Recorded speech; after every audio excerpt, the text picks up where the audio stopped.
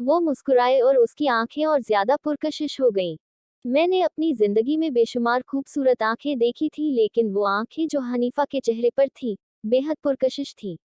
मालूम नहीं उनमें क्या चीज थी जो कशिश का बाइस थी। मैं इससे पेशतर अर्ज कर चुका हूँ कि वो कतई खूबसूरत नहीं थी, लेकिन इसके बावजूद मेरे दिल में खुब रही थी।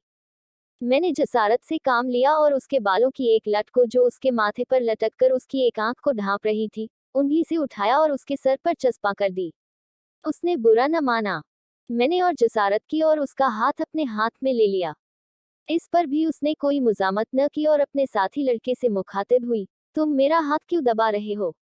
मैंने फौरन उसका हाथ छोड़ दिया और लड़के से पूछा, तुम्हारा मकान कहाँ है? लड़के ने हाथ का इशारा किया, उस बाजार में। तांगे ने उधर का रुख किया। बाजार में बहुत भीड़ थी, ट्रैफिक भी मामूल से ज्यादा। तांगा रुक रुक कर चल रहा था।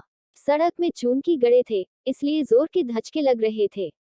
बार बार उसका सर मेरे कंधों से टकराता था और मेरा जी चाहता था कि उसे अपने जानू पर रख लूं और उसकी आंखें देखता रहूं। थोड़ी देर के बाद उनका घर आ गया। लड़के ने तांगे वाले से रुकने के लिए कहा। जब तांगा रुका तो वो नीचे उतरा। हनीफा बैठी रही। मैंने उससे कहा, तुम्हारा घर आ गया है।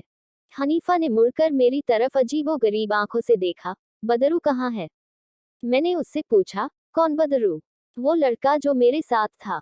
मैंने लड़के की तरफ देखा जो तांगे के पास ही था। ये खड़ा तो है। अच्छा, ये कहकर उसने बदरू से कहा, बदरू, मुझे उतार तो दो। बदरू ने उसका हाथ पकड़ा और बड़ी मुश्किल से नीचे उतारा। मैं सख्त मुतहयर था। पिछली नशिस्त पर जाते हुए मैंने उस लड़के से पूछा, क्या बात है, ये खुद नहीं उतर सकती? बदरू ने जवाब दिया, जी नहीं, इनकी आंखें खराब हैं, दिखाई नहीं देता।